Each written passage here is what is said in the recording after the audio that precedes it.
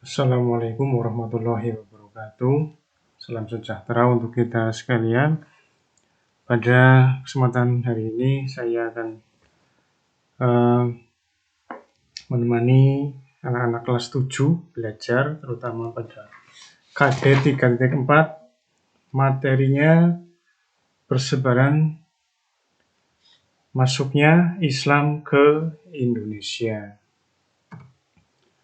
Nah, untuk persepsi bagaimana proses masuknya Islam ke Indonesia? Apa bukti-bukti, teori-teori yang dapat menguatkan tentang proses masuknya Islam ke Indonesia tersebut? Nah, marilah kita pelajari bersama-sama. Ada beberapa pendapat teori tentang masuknya Islam ke Indonesia. Yang pertama adalah teori Mekah.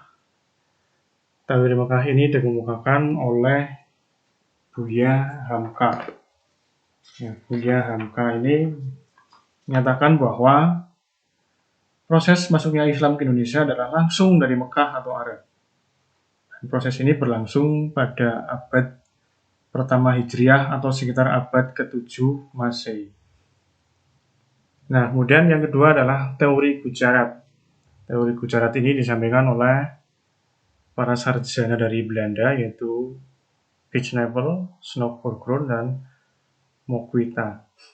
Mereka menyatakan bahwa Islam masuk ke Indonesia pada abad ke-13 Masehi, disebarkan oleh para pedagang Islam yang dari Gujarat. Nah, Gujarat itu adalah sebuah daerah di India. Kemudian teori yang ketiga adalah teori Persia. Ini dikemukakan oleh Hussein Jayadiningrat, yang menyatakan bahwa Islam masuk ke Indonesia itu dibawa oleh orang-orang Persia, atau yang sekarang ini dikenal dengan negara Iran. Sedangkan teori yang keempat adalah teori Cina. Teori dari Cina ini yang dikemukakan oleh Slamet Mulyana dan Sumanto Al-Qurtubi. Beliau ini menyebutkan bahwa mengemukakan Islam masuk ke Indonesia dibawa oleh para perantau atau para pedagang, para saudagar dari Cina yang melakukan perdagangan di wilayah Nusantara ini. Nah, dari keempat teori ini, mana yang paling benar? Mana yang paling tepat? Oke. Kemudian, perhatikan peta persebaran Islam di Indonesia ini. Kita kenal Indonesia adalah negara kepulauan, wilayahnya terdiri dari banyak sekali pulau, kemudian dipisahkan oleh laut di sini, laut dan selat. Garis merah ini adalah jalur pelayaran yang pada saat itu arahnya menurut keempat teori yang tadi, negara-negara yang tadi itu disebutkan itu semuanya berasal dari sebelah barat Indonesia dari sini.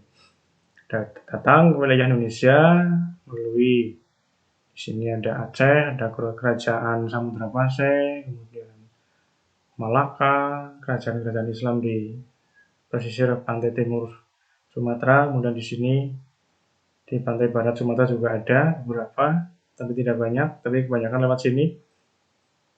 Nah, kemudian di Banten, Cirebon, Demak, Tuban, Gresik, nah di Jawa Timur. Nah ini yang warna merah, garis-garis merah ini adalah jalur peta persebaran agama Islam di Indonesia. Nah, setelah kalian mengamati, coba amati peta tersebut.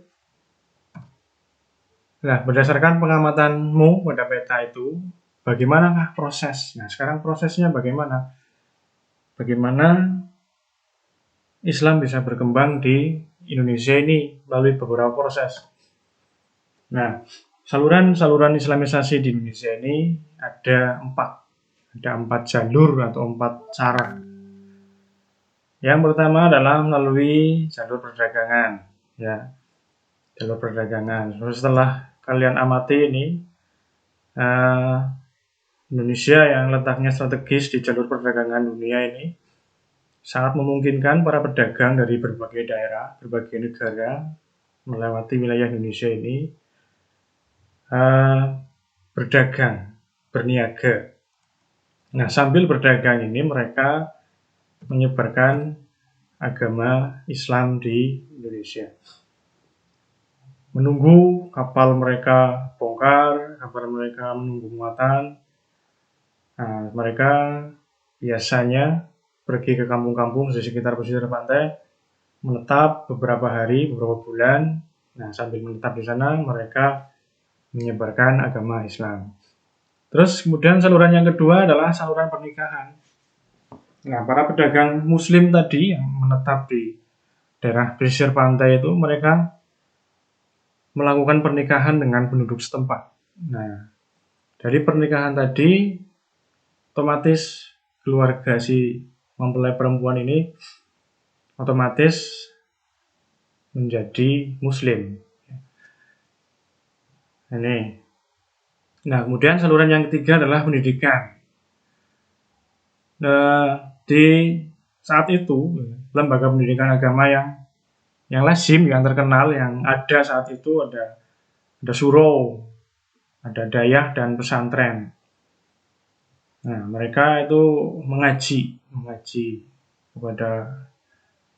kepada kiai ataupun ustadz mereka. Kemudian setelah mereka dirasa cukup belajar, mereka kemudian pulang ke kampung halaman masing-masing. Para santri ini kemudian menyebarkan agama Islam di kampung mereka masing-masing. Nah, kemudian saluran yang keempat yaitu melalui kesenian. Sebelum kita pelajari ini, kamu kan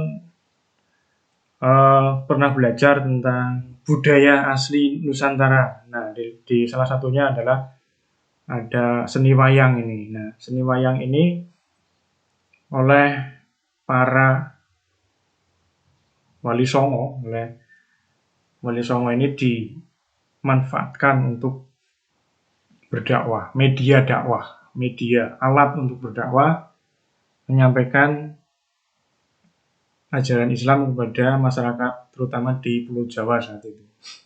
Nah, Sunan Kalijaga ini seorang dalang ya, yang mahir dan disukai oleh rakyat. Nah, kecerdikan Sunan Kalijaga ini, beliau itu memasukkan unsur-unsur syariat ajaran agama Islam ke dalam seni pertunjukan wayang kulit ini.